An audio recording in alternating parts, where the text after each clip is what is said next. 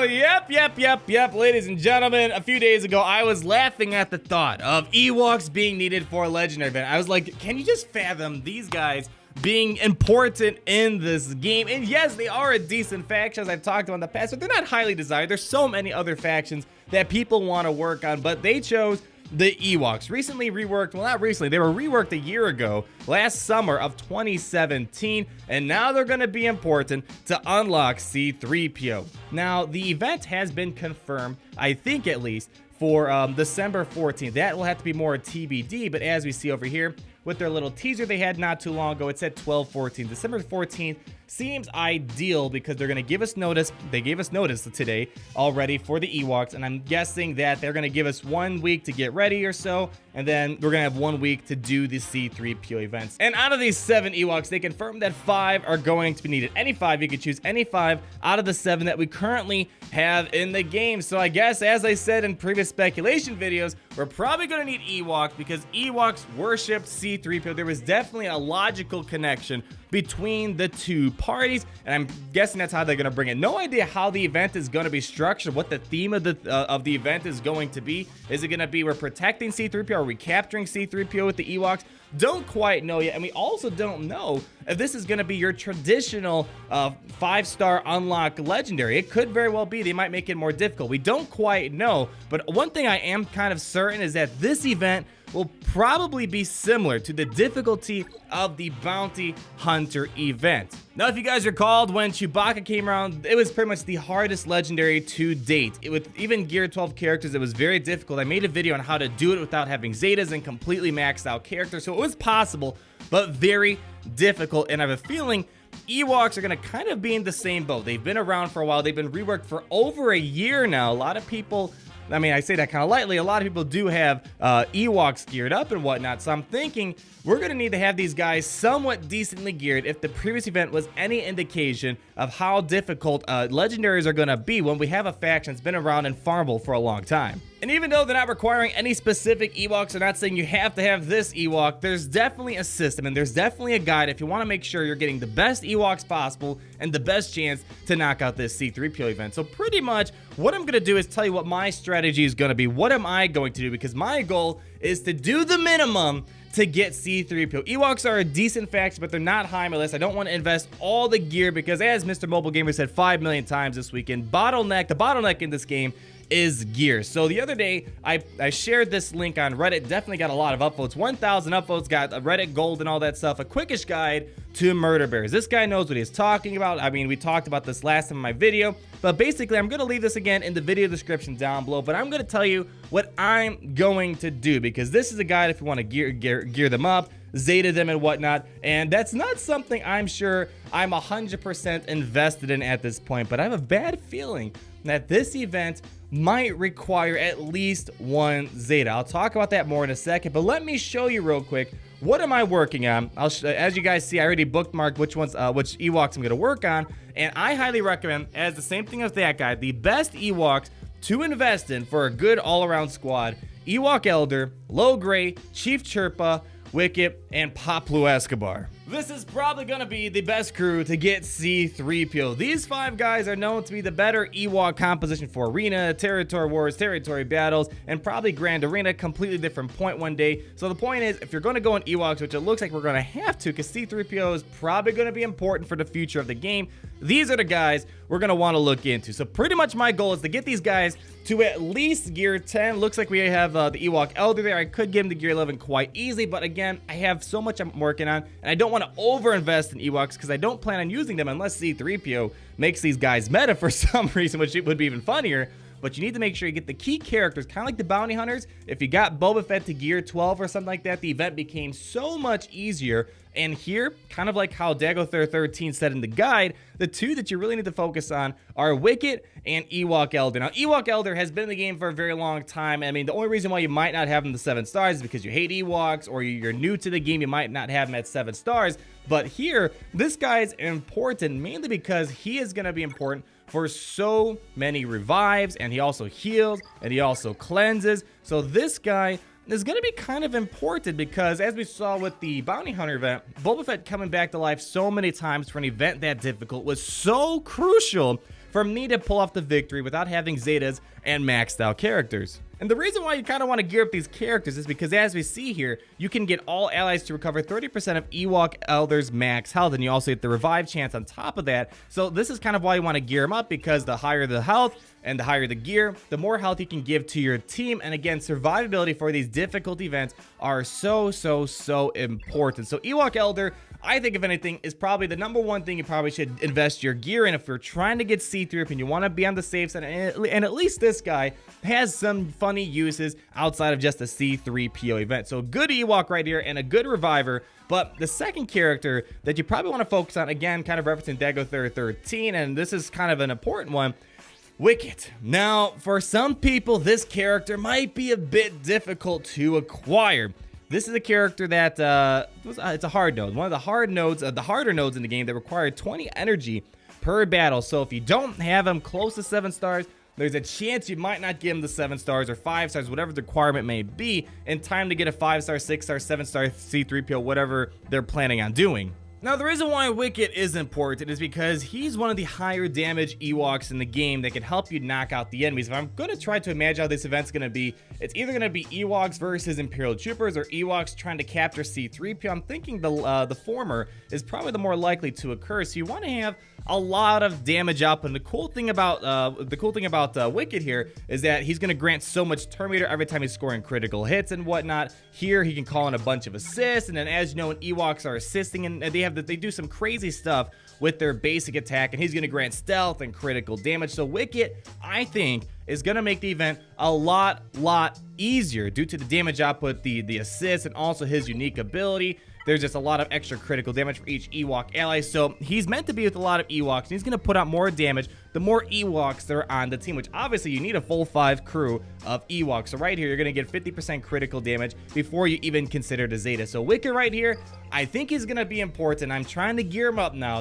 that we have confirmation that we're getting C3PO with the Ewoks. But just to kind of, before we get too carried away here, in case you don't think you're going to get Wicket in time, I guess the next option to look at would be Ewok Scout. I'm not going to talk too much about him, but the reason why I bring up Ewok Scout is because this guy also has some okay damage output. Now, this guy isn't the easiest to farm as well, but there's a good chance between the daily login reward and him being very frequent in the Bronzium data card packs. I got him to 7 stars solely from the Bronzium packs, pretty much. There's a chance you might have this guy to 7 stars, a tad easier than Wicket, and he's been around in the game a lot longer than Wicket, so there might be a chance that Ewok Scout is someone in your inventory. And the reason why I just bring him up again is because Ewok Scout also has some decent damage output. But moving beyond the damage output character, Wicket or Ewok Scout, leaning towards Wicket, as I said.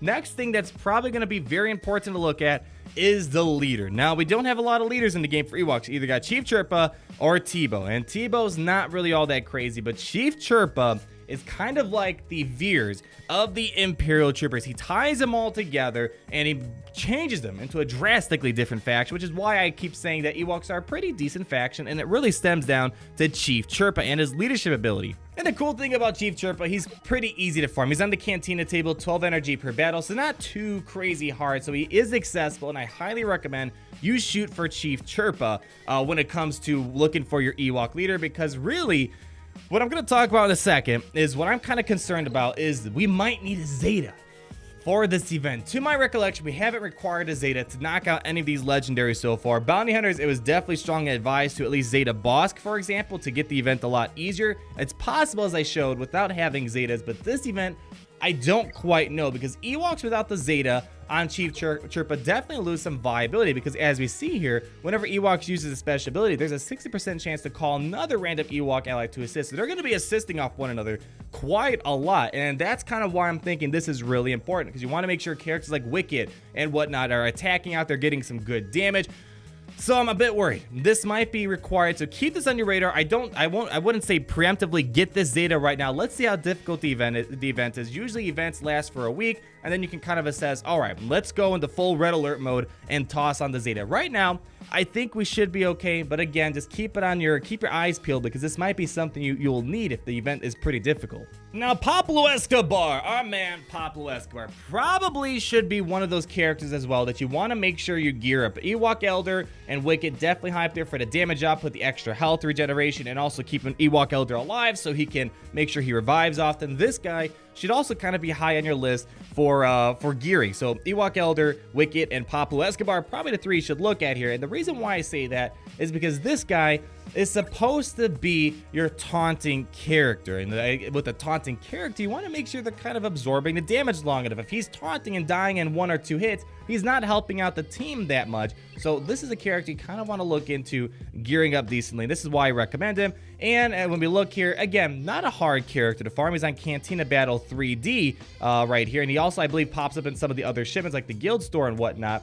But the reason why I point him out, because you need a decent taunting character, and Pablo Escobar is the only one that we have right now for Ewoks that can taunt and protect the team from oncoming damage. And the last Ewok that I think you need to look into and make sure it's on your team is Low Gray. So this guy, we don't see him right now because he's going to be in your guild shipment, so he's not going to pop up all the time, but hopefully he doesn't have a horrible chance to pop up for you people out there trying to farm this character. But the reason why I think Low Gray is going to be important is really, if I'm imagining it's going to be Imperial Troopers gain a lot of turn meter and they assist off one another. And the great thing is, if hypnotized, you're going to remove buffs, remove 100% turn meter, and you're going to inflict daze for 2 turns, and this attack can't be evaded. So this right here is a pretty good thing in his kit that he has going on. But further from that, Prophetic Visions. This is going to supercharge Ewoks and get even more damage out there. You're going to grant 20% turn meter, which is a huge bonus, and then you're going to get foresight advantage and offense up. And this is what you're probably going to want to do at the beginning of battle when the Ewoks are entering. Toss this up there, get all these offense up bonuses and whatnot, so that way when your Ewoks are taking turns, like Wicket's AoE with advantage, he's going to land 5 critical hits, get a bunch of turn meter going on. So there's a connection with all these Ewoks. They both kind of daisy chain with all the abilities and the effects they have going on. So Low Gray is pretty important in my opinion as well. Those are the 5 Ewoks I think are really important, but obviously if you can't make that 5 work, the core crew for a good Ewok team, you have Ewok Scout and Teebo. Now with Teebo, he's not the best Ewok in the game, but the good thing he has going for him, he's so easily farmable. So if you're trying to get C3PO, whatever star count that he's going to be available at, and you can't get Wicket in time, for example, Teebo might be the way to go. So Teebo and Ewok Scout are 2 of the easier Ewoks to farm. Ewok Scout's a bit more variable, but Teebo's the easiest Ewok in the game to farm. But I highly recommend Ewok Elder, Low Grade, Chief Chirpa, Wicket, and Pablo. That seems to be the consensus of being the best Ewok crew in the game. Now, I talked about Zetas already, and I think at the very minimum, potentially, Chief Chirpa might require a Zeta on his leadership simple tactics. Don't do it just yet. Don't preemptively do that stuff. And I want to talk about Omega since we talked about gear and characters. Omegas definitely are important because Omegas for these Ewoks are actually kind of decent.